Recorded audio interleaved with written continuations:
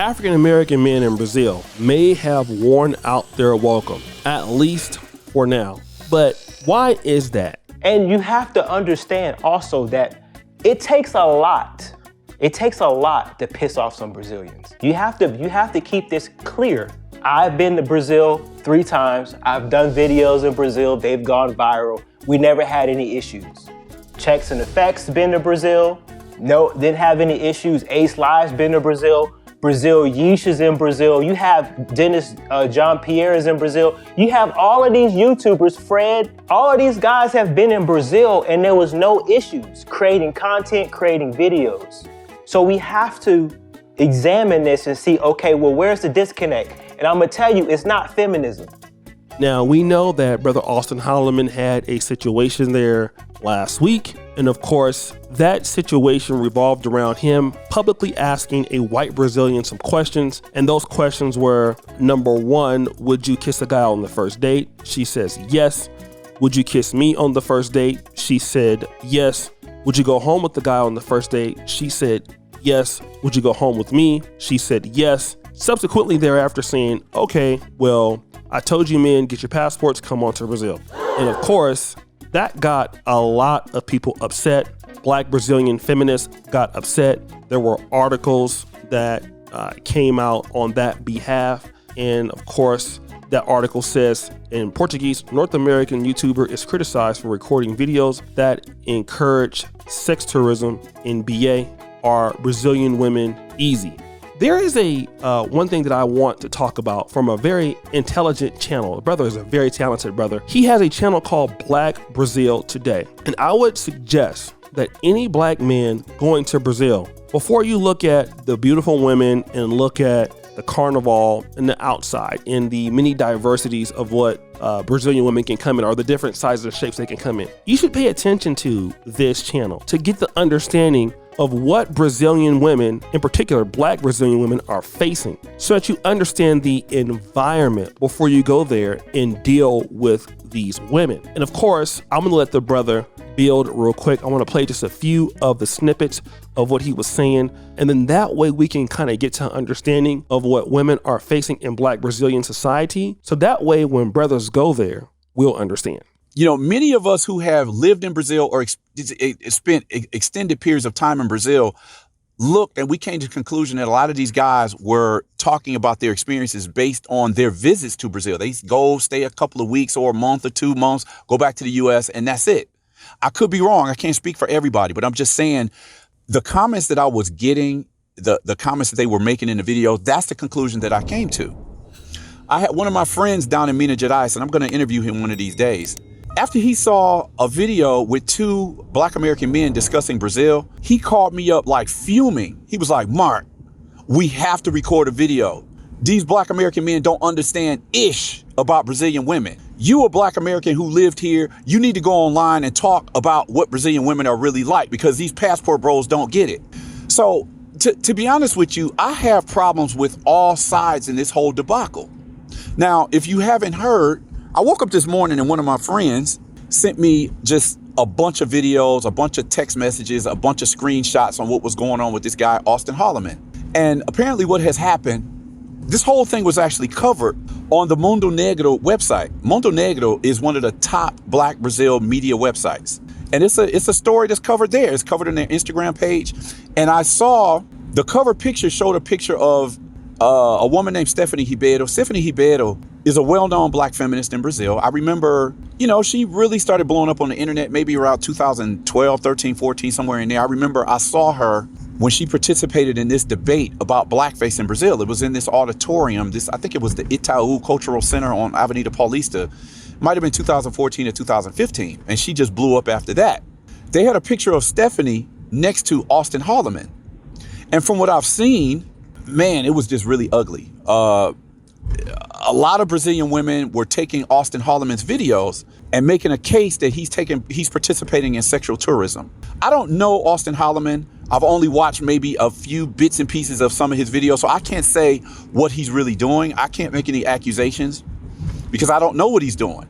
I know that of the videos that I have seen, He's made it clear that he's getting to know a lot of Brazilian women. I don't know if that means he's sleeping with all of them. He's just interviewing them. But from the time I started seeing some of his videos, I was like, regardless of whether he's there on sexual tourism or not, it's not a good look. Some of the things that he was doing was what I was talking about when I says I get the feeling that a lot of African-American men don't really understand the situation there.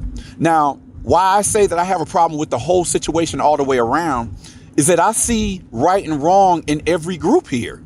On the one hand, let's break them down. You got African-American men who are going to Brazil truly in pursuit of finding the right woman to have a long-term relationship. I know this for a fact. I know men who have married Brazilian women. There are also African-American men who are clearly there on sexual tourism. That cannot be denied either. We just can't generalize to say, well, how many black men down there are on sexual tourism and how many are truly looking for a woman after being frustrated for years in their relationships with, American women, particularly African-American women. It's hard to say. The other side that I have a problem with is we know that from the beginning of Passport Bros, African-American women have been throwing out mad shade at Passport Bros. In some of the videos that I watched, some of the things that they were saying may have been true. There are other things that are not true. Like when you make the accusation that black American men are in Brazil exploiting underage girls. I see no evidence for that. I don't know. I spoke about this in one of my videos. I don't see any evidence for that. Generally, when I come across and sexual tourism or just sex with underage girls in Brazil is generally what I see European men doing that. I haven't seen any evidence of African-American men doing that. If somebody can prove that, I'd like to know. Otherwise, you're just throwing out, baseless rumors. So we've heard what he had to say, but it's interesting. Austin Holloman even says the same thing himself, that he didn't understand what was going on. And let me just say this. Black men, I believe in this situation that are Passport Bros, this is not all, but I believe we are guilty of something, or at least ignorant of it.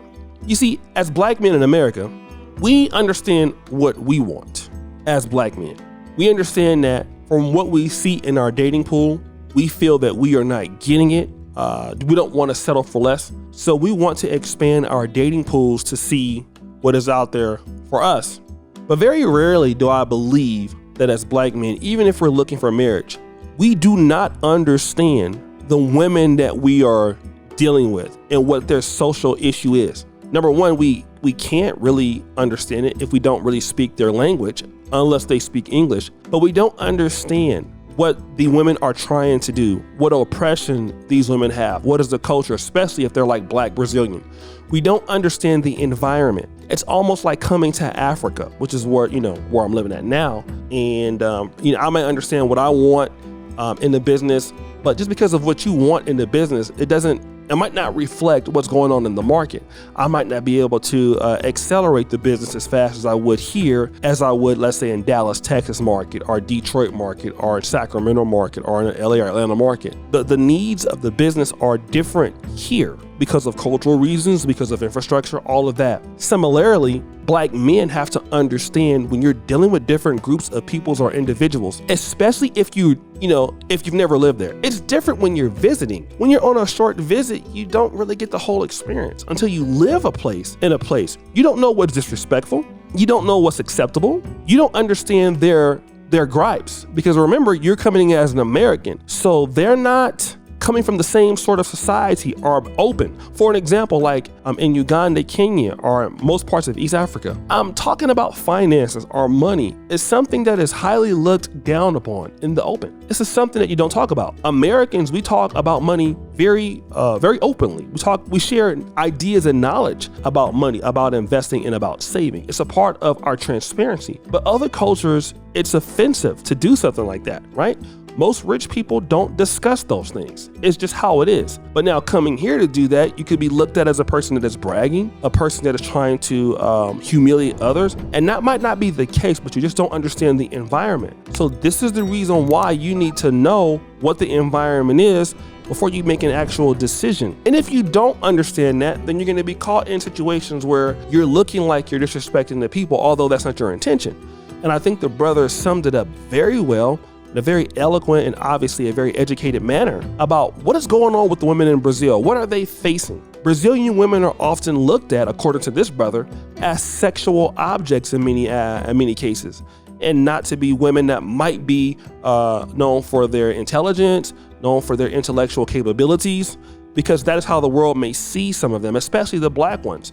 So he knows that because he's there. He can speak Portuguese. He's been living there for off and over 20 years. Just like I would have a more of an understanding of how Uganda or Kenya works because I've been living here for a while, or maybe even Poland. But if you don't know, you only understand what your needs are and how your needs need to be met, but you're not concerned with the needs or the environment of the woman or people you're trying to deal with. Even business, the way people do business is a different culture.